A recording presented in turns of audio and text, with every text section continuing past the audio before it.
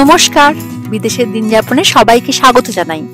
আমাদের ইন্ডিয়া ট্যুরের দারিংবাড়ি গোপালপুর ঘোরার প্রথম পর্ব নিয়ে আজ আমি এসেছি। আজ ত্রয়োদশী, ঠাকুর ভাসান এখনো অনেক জায়গায় চলছে। রাতের ট্রেনে আজ আমরা ব্রহ্মপুর যাচ্ছি। 4 রাত্রি 5 দিনের উড়িষ্যা ট্যুর। তাজপুরের ভিডিওতেই বলেছিলাম এবারে ইন্ডিয়া এসে আমাদের পায়ের তলায় সরষে। শালিমার থেকে ব্রহ্মপুর এক্সপ্রেস ধরবো। ভাসানের জন্য একটু হাতে সময় নিয়ে বেরোনো হয়েছিল আজ। ওয়েটিং রুমে কিছুক্ষণ বসার পর ট্রেন দিয়ে দিল। নাতির জন্য দাদু বাঙ্ক বেড বুক করেছেন। নিমোর সঙ্গে দাদু ঠাকুমা এবং আমাদেরও প্রথমবার ওভারনাইট ট্রেন জার্নি। পরের দিন সকালে পরিষ্কার আকাশ পেলাম। ট্রেন রাইট টাইমে ঢুকে গেছে। অনেক অনেক বছর পর সবাই মিলে বেরোনোর সুযোগ হলো, নিজেদের দেশের ভিতরে কোথাও একসাথে। গতকালই যে আমরা তাজপুর থেকে ফিরে 2 ঘন্টার মধ্যে আবার বেরিয়ে পড়েছিলাম এই ট্যুরটার জন্য, সেসবের কোনো ক্লান্তি তো মনেই আসছে না। এত সুন্দর পরিষ্কার ওয়েদার দেখে আবার বেড়ানোর আনন্দে প্রচন্ড খুশি মনটা। হোটেল গাড়ি সবই আমাদের অ্যাডভান্স বুকিং করা আছে। স্টেশন থেকে বাইরে আসতেই 5-6 মিনিটে ড্রাইভার দাদা গাড়ি নিয়ে এসে গেছিলেন।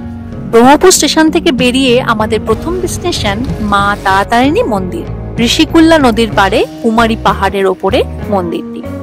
পাহাড়ের ওপরে ওঠার জন্য 2 রকমের ব্যবস্থা দেখলাম, রোপওয়ে এবং বাস সার্ভিস। আমরা বাসে উঠবো এবং রোপওয়ে দিয়ে নেমে আসবো ঠিক হলো।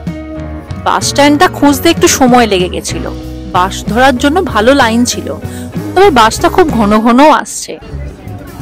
পাহাড়ে ওঠার পর চারপাশের গাঞ্জাম শহরটা দেখা যায়। সবুজে ঘেরা এই শহর। নামার টাইমে রোপওয়ে থেকে আরো ভালো করে দেখতে পাবো বুঝতে পারলাম। উপরে পৌঁছে মূল মন্দিরের সামনেই বাসটা আমাদের নামালো। জুতো খুলে মন্দিরে প্রবেশ। পুজো সামগ্রীর দোকান ওপরেও দেখতে পেলাম। মন্দিরের ভিতরে ক্যামেরা নিষেধ। আমি মন্দিরের চারপাশটা একটু ক্যাপচার করে নিলাম আমার ক্যামেরায়।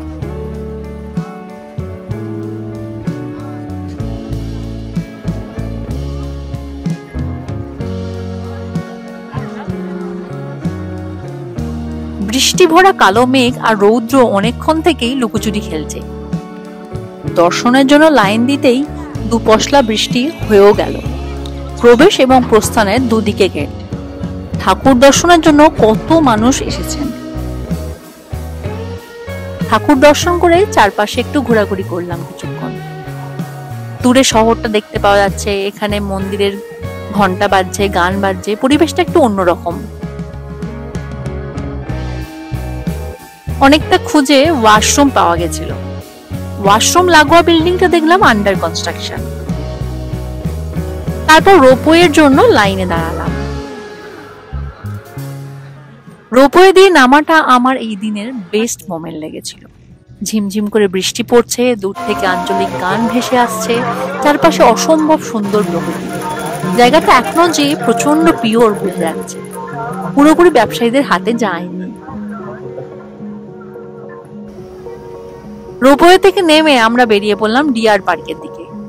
কিন্তু একটু এগোতেই ঝমঝম করে বৃষ্টি নামলো। বৃষ্টিতে কিছুই দেখতে পাওয়া যাচ্ছে না, এরকম বৃষ্টি। আমরা তাই ভাবলাম যে ডিয়াররা হয়তো বাইরে থাকবে না, তাই আমরা ডেস্টিনেশনটা চেঞ্জ করে পরে সুরাতা জেলার শ্রী শ্রী সিদ্ধেশ্বর মন্দিরের দিকে এগোলাম। মন্দিরের তবে যখন পৌঁছালাম, মন্দিরটা বন্ধ হয়ে গেছে।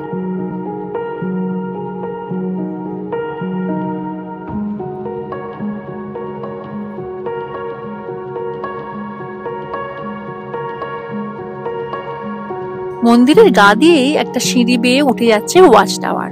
উপরে উঠে সুরাদা ড্যাম এবং তার চারপাশের অপূর্ব সুন্দর ভিউটা পেলাম। অসম্ভব সুন্দর জায়গাটা, আসতেই ইচ্ছা করছিল না। ড্রাইভার দাদা আবার রিমাইন্ডার দিতে শুরু করেছেন। এক্ষুনি ফোন করেছিলেন, এবার বেরোতে হবে, হোটেল পৌঁছতে রাত হয়ে যাবে তা নাহলে। এখান থেকে দারিংবাড়ি 3-4 ঘন্টার রাস্তা। আমাদের পরের কয়েকদিন দারিংবাড়ি বেস করে কিছু লোকেশন ঘোরা, তারপর শেষ দিনে গোপালপুর হয়ে বাড়ি ফেরা। আজকের মতো আমার এই ভিডিওটা এখানেই শেষ করলাম। আমাদের হোটেলটা ভীষণ সুন্দর ছিল। হোটেল ভিউ এবং বেড়ানোর বাকি গল্প নিয়ে আবার হাজির হব। আপনারা ভালো থাকবেন। আমাদের সঙ্গে থাকার জন্য অনেক ধন্যবাদ।